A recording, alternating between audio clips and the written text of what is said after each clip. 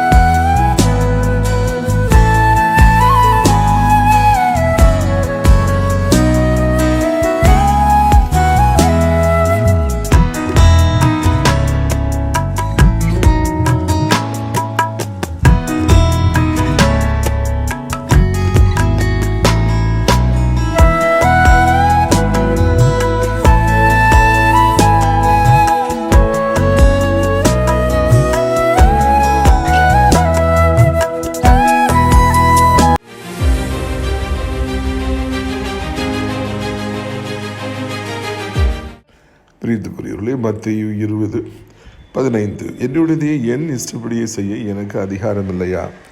நான் தயாளனாக இருக்கையிலே நீ வன்கண்ணனாக இருக்கலாமா என்றான். இந்த உலகத்தில் அனைத்து ஆசீர்வாதங்களும் கர்த்தருக்கு சொந்தமானவைகள். வெள்ளியும் அவருடையது, பொன்னும் அவருடையது. இந்த உலகத்தில் எத்தனை பணக்காரர்கள் இருந்தாலும் கர்த்தர் கண்களை மூடிக்கொள்வார் என்றால் அவர்கள் ஒரு நிமிடத்தில் ஒன்றும் இல்லாமல் போவார்கள். இப்படி இருக்கத்தக்கதாக யாரை பணக்காரனாக்க வேண்டும், யாரை உயர்த்த வேண்டும் என்பதெல்லாம் ஆண்டவருடைய விருப்பங்கள். அவர் அப்படியாக யாரை உயர்த்த நினைக்கின்றாரோ அவர்களை காலகாலங்களில் உயர்த்துகிறார். எவ்வளவு குப்பையிலும் புழுதியில் கிடந்தாலும் ஆண்டவர் அவர்களை ராஜாக்களோடு பந்திருக்க செய்கின்றார். ஆனால் அநேகர் வன்கண்ணனாக இருந்து, ஐயோ இவன் பெரிய பணக்காரன் ஆகிட்டானே, இவன் ஆசீர்வாதமாக இருக்கானே, இவனுக்கு கார் கிடச்சிருச்சு, வீடு கிடச்சிருச்சே, இவ்வளோ பெரிய பணக்காரன் ஆகிட்டேன்னு சொல்லி பல்ல கடிக்கிறாங்க. நம்ம வேலையை நம்ம பார்ப்போம். எதுக்கு இன்னொருத்தரை பார்த்து நம்ம பல்ல கடிக்கணும்? நம்ம ஏன் வன்கண்ணனாக இருக்கணும்? ஆண்டவர் தயாளனாக இருக்கிறார், கொடை வள்ளலாக இருக்கிறார், யாருக்கெல்லாமோ அள்ளி கொடுக்குறார். நாமும் சந்தோஷப்பட்டு போவோம். கர்த்தர் அவங்க ஆஸ்திரி வச்சுருக்கீங்க, இவ்வளோ பெரிய இடத்துல வச்சுருக்கீங்க, சோத்திரம் சொல்லிட்டு போங்க. அப்போது உங்களுக்கும் ஆண்டவர் அப்படிப்பட்ட ஆசீர்வாதங்களை தருவார். வன்கண்ணனாக இருந்தால் ஒரு பொழுதும் ஆண்டவர் ஆசீர்வதிக்கவே மாட்டார். பிறருடைய வளர்ச்சியை கண்டு, பிறருடைய ஆசீர்வாதங்களை கண்டு பல்லை கடிக்கிறவர்கள் வாழ்க்கையில் ஒரு காலம் உருப்பட்டதில்லை, ஒரு காலம் அவன் மேலே வந்ததில்லை. யாரையும் கண்டு பொறாமப்பட வேண்டாம். நம்ம வாழ்க்கையில் கர்த்தர் நம்மை ஆசீர்வதிக்கிற வேலைக்கு காத்திருப்போம். அப்பொழுது ஆண்டவர் மிகப்பெரிய அளவில் நம்மை ஆசீர்வதிப்பார். தேவன் தாமே இந்த வார்த்தைகளை ஆசீர்வதிப்பாராக. ஆமென்.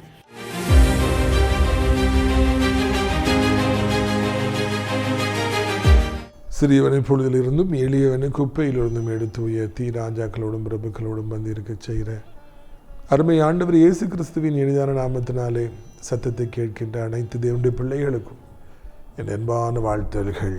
நீங்கள் கோடிய பெருகுவீர்களாக, உங்களுடைய பிள்ளைகள் கோடிய பெருகுவார்களாக என்று வாழ்த்துகிறேன். பிரியத்துக்குரியவர்களே, இந்த நாளிலே உங்களை சந்திப்பது அதிக சந்தோஷமான ஒரு காரியம். ஆண்டவர் மிக பெரியவராக இருக்கிறபடியினாலே அவர் நம்முடைய வாழ்க்கையின் அனைத்து காரியங்களிலும் அற்புதங்களை செய்ய வல்லவராக இருக்கிறார். நம்மை தப்புவிக்க வல்லவராக இருக்கிறார். நம்மை உயர்த்துவதற்கு அவர் போதுமானவராக இருக்கின்றார். எனவே அவரிடம் சரணாகதி அடைவோம். ஆண்டவரே, உம்மை என்று என்னுடைய வாழ்க்கையில் நான் ஒன்றுமில்லை, என்னை நீர்தான் ரட்சிக்க வேண்டும், நீர்தான் என் பிரச்சனைகளை மாற்ற வேண்டும் என்று சொல்லி நீங்கள் அவரிடத்தில் கதறுங்கள். அப்பொழுது ஆண்டவர் உங்களுக்கு அற்புதங்களை செய்வார், அதிசயங்களை செய்வார். நாம் ஆண்டவருக்காக காத்திருக்கிற பொழுது ஒரு பொழுதும் வெட்கப்பட்டு போவதில்லை. இந்த வருடத்தில் யாரெல்லாம் நீண்ட காலமாய் காத்திருக்கிறார்களோ அவர்கள் அத்தனை பேருக்கும் ஆண்டவர் அற்புதம் செய்வார் என்பதிலும் சந்தேகமே இல்லை. இதனாலே நம்முடைய பிரயோஜனத்திற்காக 1 சாமுவேல் 11வது அதிகாரம் 26வது வசனம் முதல் 1 சாமுவேல் 11:26 முதல். சவுலும் கிபியாவில் இருக்கிற தன் வீட்டுக்கு போனான். இராணுவத்தில் தேவன் எவர்கள் மனதை ஏவினாரோ அவர்களும் அவனோட கூட போனார்கள். சவுலுங்கிற ஒரு வாலிபனை, யுத்தத்திற்கு சம்பந்தமே இல்லாத ஒரு வாலிபனை, கீஸ் எனப்பட்டவருடைய மகனை ஆண்டவர் இஸ்ரவேலுக்கு முதல் ராஜாவாக சாமுவேல் தீர்க்கதரிசியின் மூலமாக அபிஷேகம் பண்ணுறார். அவர் என்ன பேசிஸில் ஒருத்தரை அபிஷேகம் பண்ணுறாரு, இல்லைன்னா அது ஊழியத்துக்கு தெரிஞ்சுக்கிறாரு, இல்லைன்னா பெரிய பணக்காரனை ஆக்குறாரு, இல்லை பெரிய அரசியல் தலைவராக ஆக்குறாருலாம் நமக்கு புரியாது, தெரியாது. With what purpose God is lifting a man, with what plan, in what basis God is lifting a man ங்கிறது நமக்கு கண்டுபிடிக்கவே முடியாது, கேள்வி கேட்கவும் முடியாது. யுத்தத்துக்கு சம்பந்தமே இல்லாத ஒரு மனிதன், கழுதைகளை தேடி வந்த ஒரு வாலிபன், மிகவும் பயந்த சுபாவமுடையவன், அவரை இஸ்ரவேலுக்கு முதல் ராஜாவாக ஆண்டவர் லிஃப்ட் பண்ணுறார். ஸோ எங்கே போனாலும் சரி இந்த மாதிரி ஆட்களை ஆண்டவர் உயர்த்தி வச்சுருக்காருன்னா நமக்கு தெரியாது எதுக்காக ஆண்டவர் உயர்த்தி வச்சுருக்காரு. ஸோ நல்லவங்களாக இருப்பாங்க, அவங்கள ஆண்டவர் உயர்த்தி வச்சுருப்பார்.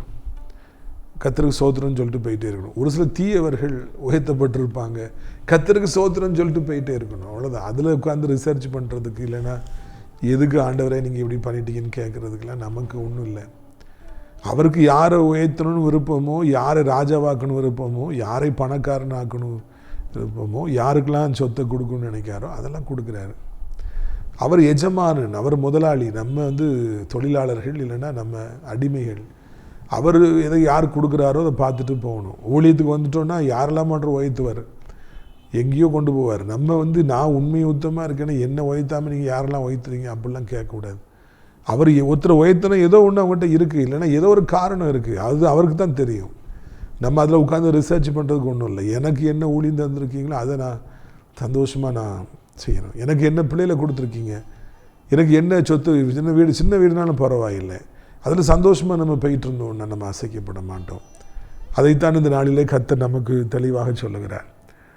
அவர் ராஜாவாக அபிஷேகம் பண்ணப்பட்டவர், ராஜ்யபாரத்தில் இருப்பவர், யுத்தத்திற்கு சம்பந்தமானவர் அல்லவே அல்ல, அவர் முழுவதும் புறம்பானவர். ஆனால் அவர் தான் ஆண்டவர் கொண்டு வச்சாராம். ட்ரெயின்டு சோல்ஜர்ஸ்லாம் அவர் கொண்டு வரல. சரி, அது அப்படி தான்.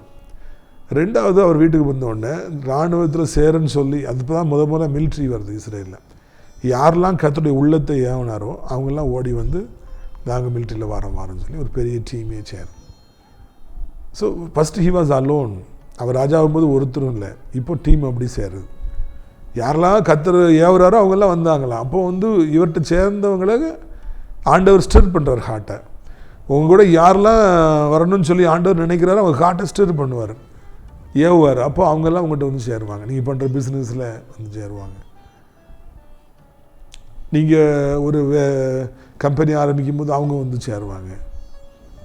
இல்லைன்னா நீங்கள் ஏதோ ஒரு காரியத்தில் தலை போடுறீங்க, அப்போ யாரெல்லாம் கர்த்தர் ஏவுறாரோ அவங்கெல்லாம் உங்கள்கிட்ட கண்டிப்பாக சேருவாங்க. ஊழியம் செஞ்சாலும் சரி, எங்கெல்லாம் இருப்போம் உங்கள்கிட்ட சேருவாங்க. கர்த்தருடைய உள்ளத்தை ஏவுறாரு, போ, பேசு, பழகு, அவனுக்கு துணையாக இரு, அவனை சப்போர்ட் பண்ணு, அவனை தாங்கிப்பிடி, அவனை விட்டுறாத, அவனை விட்டு வேறு எங்கேயும் போகாத. ஆண்டவர் அவங்களெல்லாம் ஏவுறதுனால தான் நம்மக்கிட்ட சேர்றாங்க. அதனால் நான் ராஜாவாயிட்டு நான் போய் ஆட்களை கூட்டு வரணுமா நீங்கள் நினைக்க வேண்டாம். தானாக வருவாங்க. ஊழியத்தை செய்கிறவர்களே நல்லா கேளுங்க, அவங்கள கூட்டுருமா இவங்கள கூட்டுருமா, ஐயோ அப்படிலாம் அவசியமே இல்லை. கடவுளே ஏவி அவங்களே வருவாங்க. நம்ம ஏன் ஓடி ஓடி போகணும்? ப்ரமோஷன் செக்ரட்டரி போங்க, அங்கே இருக்கவங்ககிட்ட பேசுங்க, இவங்ககிட்ட பேசுங்க. கடவுளே கூட்டு வருவார். அவங்களே ஏவப்பட்டாங்கன்னா அவங்களே வருவாங்க, அவங்களே கொடுப்பாங்க, அவங்களே தாங்குவாங்க. அதனால் நம்ம பயப்படுங்கிற அவசியம் இல்லை. ஐயோ நான் அப்படி பண்ணணுமா, இப்படி பண்ணணுமா, அவங்கள பார்க்கணுமா, இவங்கள பார்க்கணுமா, ஒன்றும் பார்க்க வேண்டாங்க. சவுல் யாரையும் பார்க்கல, மக்களை கர்த்தர் ஏவுறாரு, அவங்க வந்து சேர்ந்துக்கிறாங்க. இதைத்தான் இந்த இடத்துல நாம் காண்கிறோம். பிரித்துக்குரியவர்களே, அடுத்த வசனம் தான் எனக்கு ரொம்ப பிடித்த வசனம். ஆனாலும் பேலியாளின் மக்கள் இவனா நம்மை ரட்சிக்க போகிறான் என்று சொல்லி அவனுக்கு காணிக்கை கொண்டு வராமல் அவனை அசட்டை பண்ணினார்கள். எல்லா இடத்துலையும் வில்லன் இருப்பான். எல்லா சினிமாலேயும் ஒரு வில்லன் இருக்கிறான். ஷேக்ஸ்பியர் எழுதின எல்லா பிளேஸ்லையுமே ஒரு வில்லன் இருக்கிறான். ஒரு சிலருக்கு வாழ்க்கையில் ஒரு வில்லன் இருப்பான். என்னுடைய வாழ்க்கையில் நிறைய வில்லன் வந்துட்டான், இப்பவும் இருக்காங்க. அது தவிர்க்க முடியாத ஒன்று. எனக்கு வில்லன் வரக்கூடாதுன்னு நம்ம சொல்லக்கூடாது. நம்மளை பயக்கிறவங்க வரக்கூடாது, எனக்கு விரோதமாக யாரும் வரக்கூடாதுன்னு சொல்லக்கூடாது. கர்த்தருடைய பிள்ளைகள்லாம் நிறைய பேர் வில்லங்களாக மாறி உங்களை பகைச்சு உங்களை கேவலமாக பேசி என்னெல்லாமோ வாழ்க்கையில் நடக்கும். அது எனக்கு நடந்து தான் தீரும். அதை யாரும் தடுக்கவே முடியாது. இப்போ ஒரு கூட்டம் வந்து இதை பார்க்குது. ஒரு சாமுவேல் தைல கொம்பு ஊத்துறாரு, இவர் கும்பிட்றாரு, மேலே அபிஷேகம் வருது, மக்கள்லாம் ராஜா வாழ்க வாழ்கங்கிறாங்க.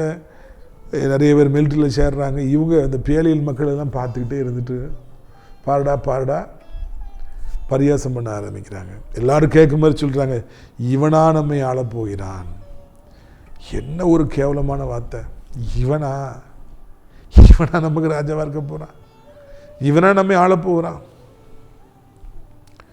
மனதை உடைக்கிற வார்த்தைகளை அவர்கள் பேசினார்கள். அதை சவுல் ராஜாவுடைய மனசு புண்படணும், மக்கள் சேர்றவங்களாம் செதறணுங்கிற ஒரு கேவலமான எண்ணத்தில் பெய்த்தனமான வார்த்தைகளை அவர்கள் பேசுவதை, பெய்த்தனமான நோக்கத்தோடு பேசுவதை காண்கிறோம். நாம் வருத்தப்படுகிறோம். இது கடந்து போய்த்தாகணும். இந்த கடினமான பாதையை நீங்கள் கடந்து போய்த்தாகணும்.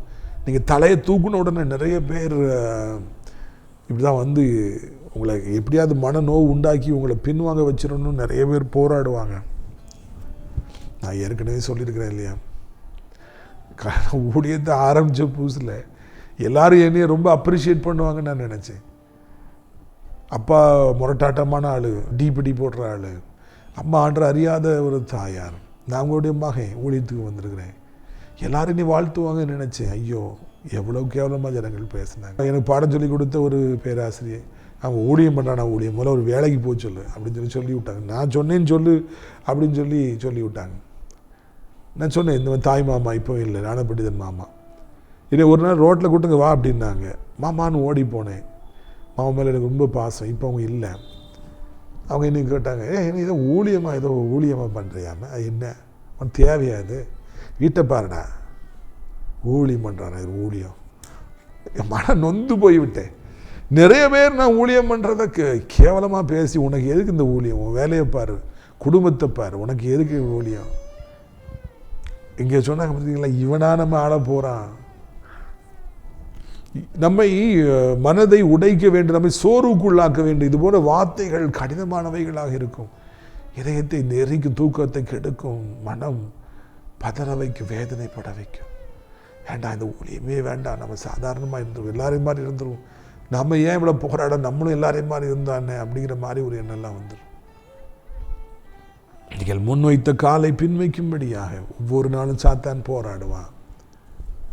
ஒவ்வொரு நாளும் உங்களுக்கு மன மடிவை உண்டாக்குவான். யார் வாயிலிருந்தாவது அவன் பேசுவான். எப்படி பேசுகிறான்? இவனா நம்ம ஆள போகிறான். ஐயோ சரி, நடக்கிறது நடக்கட்டுமே, இவங்க அமைதியாவது இருந்திருக்கலாமே, வாயை வச்சுட்டு சும்மா இருக்க மாட்டாங்க. மக்களில் பேலியாளின் மக்கள் எல்லா இடத்திலும் இருப்பாங்க. பேலியாளின் மக்கள் என்றாலே பிரச்சனையை ஏற்படுத்துபவர்கள், பிறரை பரியாசம் செய்பவர்கள், தேவ திட்டங்களை உடைக்கும்படியாக போராடுபவர்கள், தேவனால் தெரிந்து கொள்ளப்பட்ட பிள்ளைகளுக்கு விரோதமாக எழும்பி நிற்கிறவர்கள், அவங்கள தான் பேலியாளின் பிள்ளைகள். அந்த பேலியாளின் பிள்ளைகள் பேசுகிறாங்க. அப்போது சவுல் என்ன பண்ணார் பாருங்க, 27ஆம் வசனத்தின் கடைசி பகுதி. அவனை காணிக்கை கொண்டு வராமல் அவனை அசட்டை பண்ணினார்கள், அவனை காது கேளாதவன் போல் இருந்தான். கரெக்டாக செய்கிறார். யாரும் காணிக்கைலாம் கொடுக்காதீங்க அப்படிலாம் சொல்லி கலைக்கிறாங்க, ரொம்ப சேட்டை பண்ணுறாங்க, இவனான்னு சொல்லி சிரிக்காங்க. ஆனால் சவுல காது கேளாதவன் போல் இருந்தாராம். உடனே ஆண்டவர் ஞானத்தை கொடுக்குறாரு, அதெல்லாம் மைண்ட் பண்ண, சட்டை பண்ணாத, போயிட்டே இரு. சில நேரங்களில் நம்ம காது கேட்காத மாதிரி இருந்தால் தான் நம்ம இந்த பூமியில் வாழ முடியும். சில நேரங்களில் கண்ணு தெரியாத குருடை மாதிரி இருந்தால் தான் நம்ம வாழ முடியும். சில நேரங்களில் நம்ம வந்து கை கால் விளங்காத மாதிரி இருந்தால் தான், அப்படியே இருந்தால் தான் நம்ம ஜெயிக்க முடியும். சவுலுக்கு மாத்திரம் காது கேட்குற மாதிரி இருந்துச்சுன்னா அவர் போய் சண்டைக்கு போயிருப்பார், அடிக்க போயிருப்பார். ஆனால் அது தேவ சித்தம் அல்ல. அமைதி எனக்கு ஒரு நாள் வரும், எனக்கும் ஒரு காலம் வரும் என்று அவர் காத்திருந்தார். காது கேட்காத மாதிரி இருந்தார். யாராவது நம்மளை ஏதாவது சொல்லிட்டாங்கன்னா பதிலுக்கு ஏதாவது சொல்லிடணும்னு துடிக்கிறோம் இல்லையா? இன்னைக்கு நான் ஒரு ஸ்கூலில் வேலை பார்க்கும்போது அங்கே படிக்கிற பசங்க சொல்லுவாங்க, ஒன்று வாங்கிட்டோன்னா நான் திருப்பி ஒரு 2வது கொடுப்பேன், இல்லை எனக்கு நிம்மதி வர. சின்ன பசங்க 6ஆம் ஏழாம் படிக்கிற பசங்க யாராவது ஏதாவது சொல்லிட்டாங்கன்னா பதிலுக்கு ஏதாவது கொடுத்துடணும் அப்படின்னு சொல்லி நம்ம துடிக்கிறோம். பிரித்துக்குரியவர்களை இல்லவே இல்லை. நாம் அப்படிப்பட்டவர்களாக இராதபடிக்கு நாம் கவனமாக வாழ படிப்போம். நம்முடைய வாழ்க்கையில் நம்ம வந்து யாராவது நம்மளை கேவலமாக பேசுகிறாங்கன்னா டென்ஷன் ஆக வேண்டாம், பயங்கரமாக வெறி கொள்ள வேண்டாம், மாறா காது கேட்காத மாதிரி, மைண்ட் பண்ணாத மாதிரி அப்படி இருந்துருங்க. சாலமோன் ராஜாவே அப்படி இருந்தார். உன் வேலைக்காரன் பேசுகிறதெல்லாம் கவனிக்காதப்பா, உன்னை கேவலமாக பேசுவான். அவர் எவ்வளோ பெரிய ஆள், வேலைக்காரன் கூட அவரை கேவலமாக பேசியிருக்காங்க. அதை கேட்க போய் தான் அவர் எழுதியிருக்காரு. உங்களை பற்றி கண்டிப்பாக கேவலமாக பேசுவாங்க. ஊழியத்துக்கு வந்தீங்கன்னா கண்டிப்பாக கேவலமாக பேசுவாங்க. அதுக்கு பயந்தீங்கன்னா நீங்கள் ஊழியத்துக்கே வர முடியாது. பணக்காரன் ஆகிட்டேன்னா இவனுக்கு எங்களுக்கு தெரியாத அவனுக்கு எங்கேருந்து காசு வந்துச்சுன்னு சொல்லுவாங்க. நீங்கள் அதுக்கு பயந்தீங்கன்னா நீங்கள் பணக்காரனே ஆக முடியாது. நீங்கள் கடைசி வரைக்கும் ஏழையாகவே இருக்க வேண்டியதுதான். வேலை கிடச்சிச்சின்னா அவங்கள 1000 விதத்தில் கேவலமாக பேசுவாங்க. சொத்தை, அது சொத்தை, இது சொத்தம்பாங்க. அந்த நேரத்தில் பதில் பேசாதீர்கள், மாறா காது கேளாதவன் மாறி அப்படி இருங்க. ஏன் அப்படி உட்கார்ந்துக்கார்? அவர் காது கேட்காது. இயேசுவோடு பேசிக்கொண்டே இருங்கள், அவரோடு நீங்கள் உறவாடி கொண்டே இருங்கள். இந்த மனுஷனுடைய வார்த்தைகள் உங்களை காயப்படுத்த அனுமதி கூடாதீர்கள். ஆண்டவர் எனக்கு அப்படிப்பட்ட ஒரு காதை தாருங்க. என்னை யாரும் புகழ்ந்து பாராட்டினாங்கன்னா மட்டும்தான் என் காது கேட்கணும். ஏன நேரத்தில் என் காதை அடைச்சிருங்க, நான் காது கேளாத மாதிரியே இருந்துட்டு போயிடுறேன் அப்படின்னு சொல்லுங்கள். அப்பொழுது வாழ்க்கை இன்பகரமாக இருக்கும். யாரும் அவங்கள சத்தம் போட்டவாங்களோ அடித்தாங்களோன்னு இல்லை. அந்த பேலியல் மக்கள் தொடர்ந்து இவனான்னு சொல்லி கேட்டு சிரிச்சிட்டு இருக்காங்க. சவுலும் அமைதியாக இருக்கார். அந்த நாள் அப்படி முடிஞ்சிருது. 11ஆம் அதிகாரத்துக்குள்ளே வசனம் போகுது பாருங்கள். 2ஆம் வசனம். அதற்கு அம்மோனியனாக நாகாஸ், நான் உங்கள் ஒவ்வொருடைய வலது கண்ணையும் பிடுங்கி இதனால் இஸ்ரவேல் எல்லாவற்றையும் மேலும் இந்தியை வர பண்ணுவதே நான் உங்களோட பண்ணும் உடன்படிக்கைன்னா. நாகாஸ்னு ஒரு அம்மோனியன் சம்பவம் நடந்து கொஞ்ச நாளில் அவர் யுத்தம் வரான்.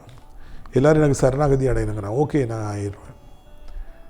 நீ என்ன சரணாகதினா ஒரு உடன்படிக்கை பண்ணணும், உங்களுடைய வலது கண்ணை நான் பிடுங்குவேன்.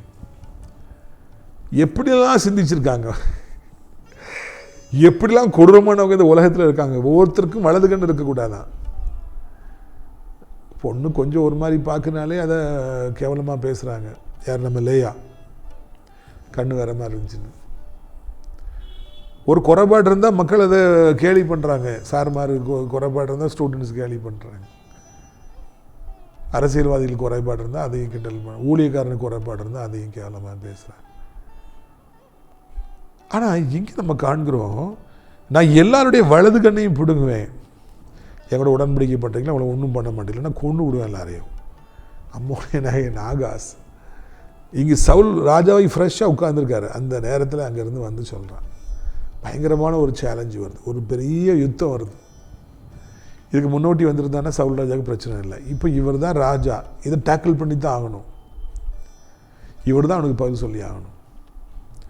உங்களுக்கு பொறுப்பு வந்துட்டு, கடமை வந்துட்டுனாலே உடனே யுத்தம் வந்துடும். உடனே நாகாஸ் வருவான், வலது கண்ணை பிடுங்குவேம்மா, அவனை டேக்கிள் பண்ணு அப்படின்னு ஆண்டவர் சொல்லுவார்.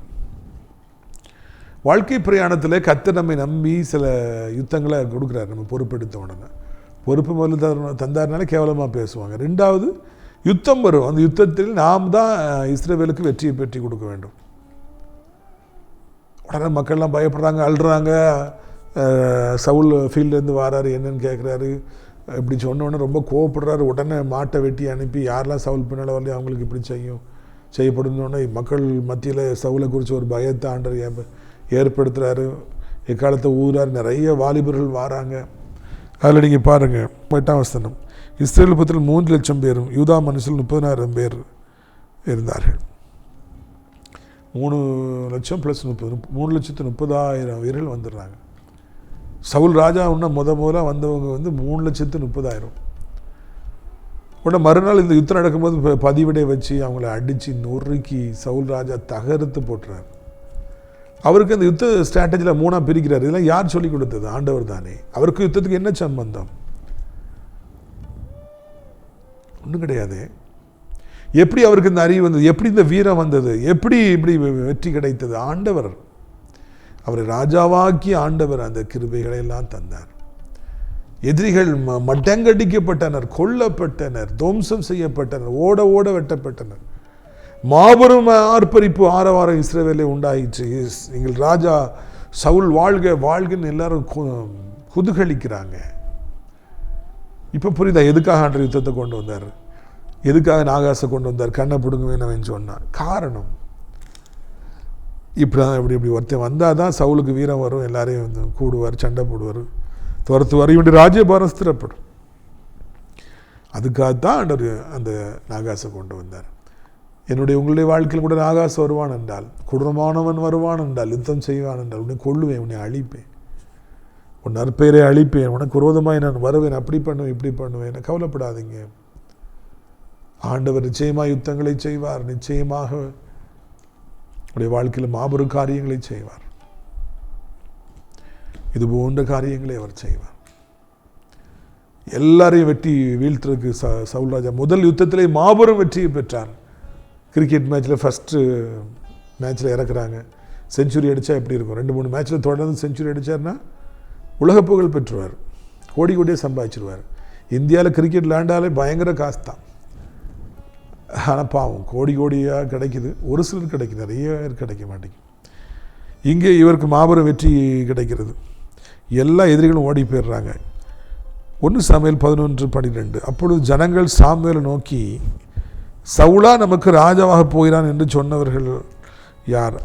அந்த மனுஷரை நாங்கள் கொன்று போடும்படிக்கு ஒப்பு கொடுங்கள் என்றார்.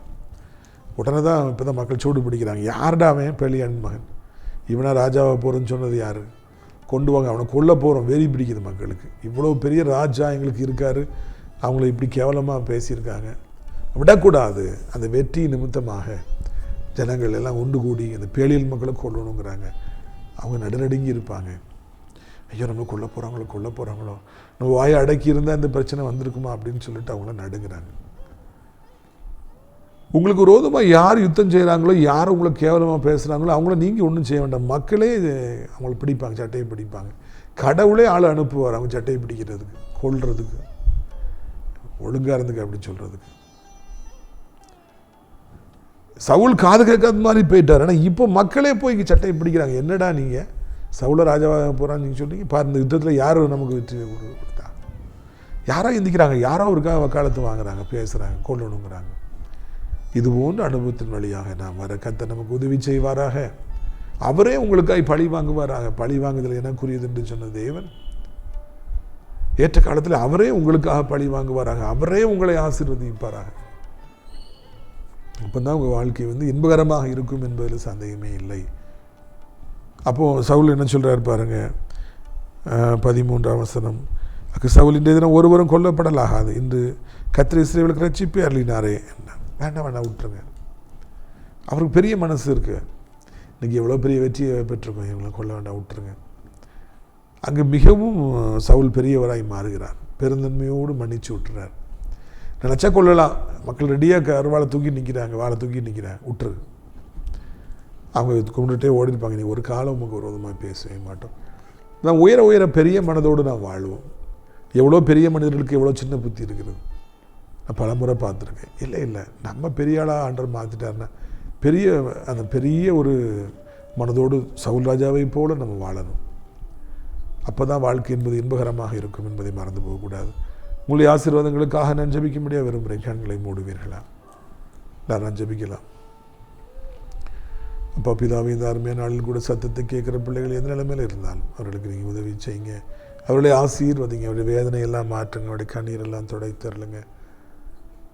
ஆண்டவரே, இந்த நாளிலும் கூட இவளான்னு சொல்லி கேவலமாக ஜனங்கள் பேசுகிறதுனால மனம் உடைஞ்சி போயிருக்கிற பிள்ளைகளுக்கு எப்படியாவது கர்த்தாவே நீர் மன சமாதானத்தை அருளி செய்யும்படியாக, மன சந்தோஷத்தை அருளி செய்யும்படியாக, எப்படியாவது அவர்களை வாழ வைக்கும்படியாக கண்ணீரோடு மன்றாடுகிறோம். இந்த அருமையான நாளிலுடைய வல்லமை புறப்பட்டு போகட்டும். எப்போ காது கேட்கணுமோ அப்போ மட்டும் காது கேட்டால் போதும். தேவையில்லாமல் மக்கள் பேசுகிறது காது கொடுத்தே கேட்க வேண்டாம். அப்படி ஆண்டவரை இந்த நாளிலும் கூட ராஜா உங்களுடைய பிள்ளைகள் ஒவ்வொருவருக்கும் நீங்கள் உதவி செய்யுங்க.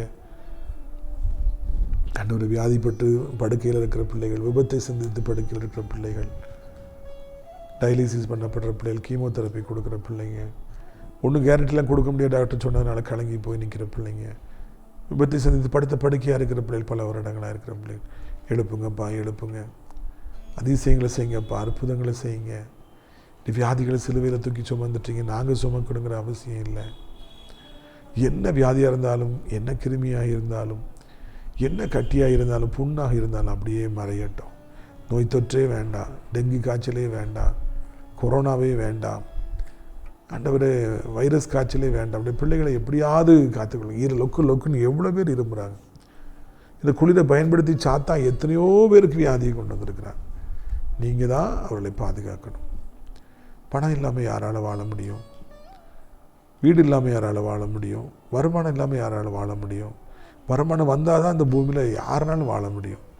இப்படி நிரந்தரமான வருமானத்தை தார். கடன் பாரங்கள் நீக்கி ஏறணும். கடனினால அழிந்து போனவர்கள் எத்தனை பேர் இந்த பூமியில் இருக்கிறாங்க. நீங்கள் தான் எங்களுக்கு காப்பாற்றணும், நீங்கள் தான் எங்களுக்கு உதவி செய்யணும், நீங்கள் தான் எங்களை காப்பாற்றணும்ப்பா. இயேசுவின் ரத்தம் செய்யும், இயேசுவின் ரத்தம் செய்யும், இயேசுவின் ரத்தம் செய்யும், இயேசுவின் ரத்தத்தினால தகப்பனே ஒவ்வொருவருக்கும் கர்த்தர் நீர் உதவி செய்யும்படியை கெஞ்சி மன்றாடுகிறோம் ஐயா. இப்பொழுதே நம்முடைய வல்லமை புறப்பட்டு போகட்டும் என்று சொல்லி கெஞ்சுகிறோம் ஐயா.